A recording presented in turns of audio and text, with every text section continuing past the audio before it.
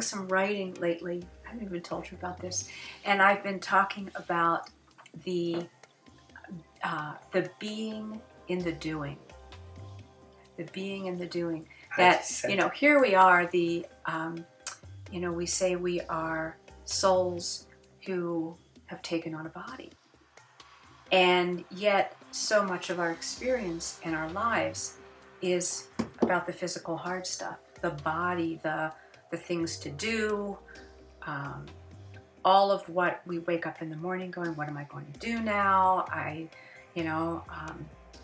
need to brush my teeth so I can get downstairs and start making breakfast and get my kids to school and all of these things. And within that is the being. And the being, the more that we release the creativity, the brilliance of the being inside, then magic happens. That's what I know I am working with, is to be able to be who I am in my doing.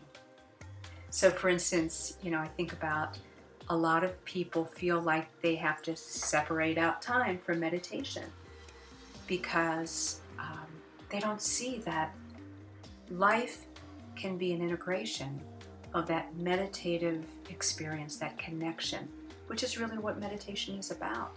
It's connection. And our tools do that, which is one of the things that years ago, when I used to meditate and I used to kind of go into higher states to connect in and bring in information, I used to say, I don't want to have to do that.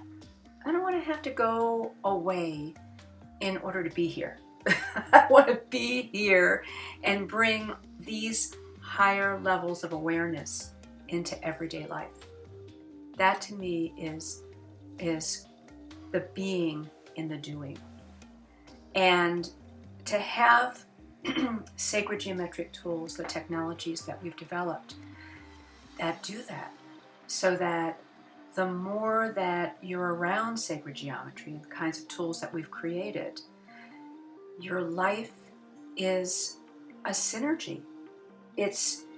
There's no separation between having to have time to meditate in order to get centered and to relax and reduce stress and get clarity or whatever, get focused.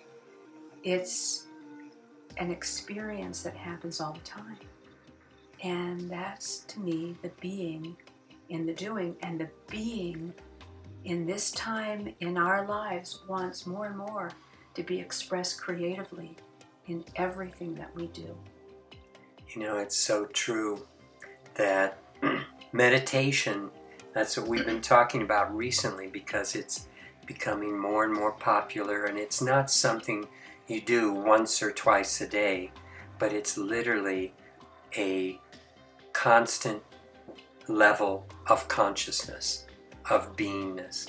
And I remember back 30, 40 years ago when I would, it was that long ago, maybe more, where I used to meditate. And there were times, I remember once I was determined to go into meditation, and I reached this state, and I was out in the woods, and I was sitting there, and I felt I could stay here forever. I don't have to move.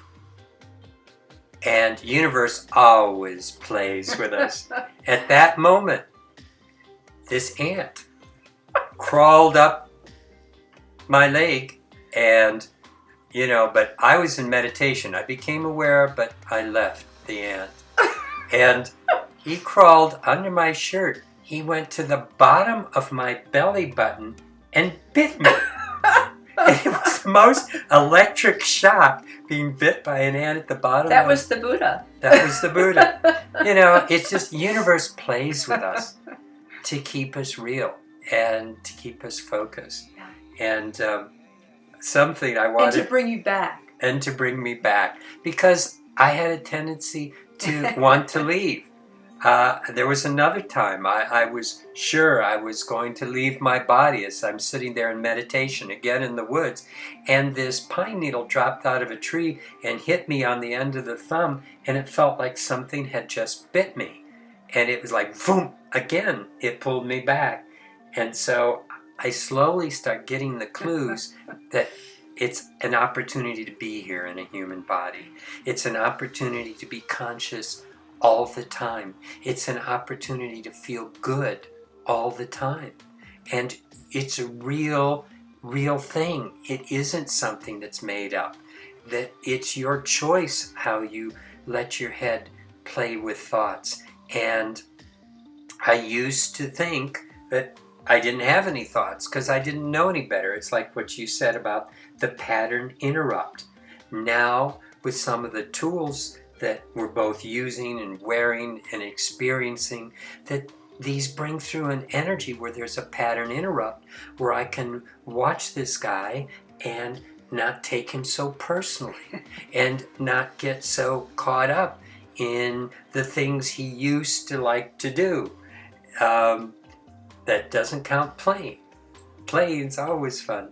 I had the thought, though, that I had this little sign above my desk in college that I said, when you play, you are as you are. There's no pretense. So it's one of those things that is just totally free to allow your beingness to come through when you're playing, and to totally give yourself over to a little child that you do everything that little child does. It will not only be an incredible workout physically, but it would be an incredible workout for your heart to open. And that's the joy of a little child. It is the creative spirit. The child is so innately creative. And that's our dog having a dream back there. So we always imagine that they're chasing rabbits in their dreams. I wonder if they are. Yeah. And I was just watching this YouTube video the other day that someone posted on Facebook. A 3-year-old boy who was doing these incredible dances. And they would change the music on him and he'd, get into a whole nother dance pattern. And he had so much presence. When he walked out on stage, he had no fear. There was nothing that was bothering him.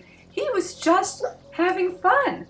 And what I could see was, I could see this beautiful spirit of joy just dancing. And when he was asked, well, why do you do this? And he said, because it makes my mommy laugh, because it makes people happy. And that's why he did it. I mean, here at 3, he is so wise. And so it's good to remember the simple things of why we do what we do, why we're here. And as we get older and so-called more sophisticated, or whatever we call these things, it all gets back down to basics.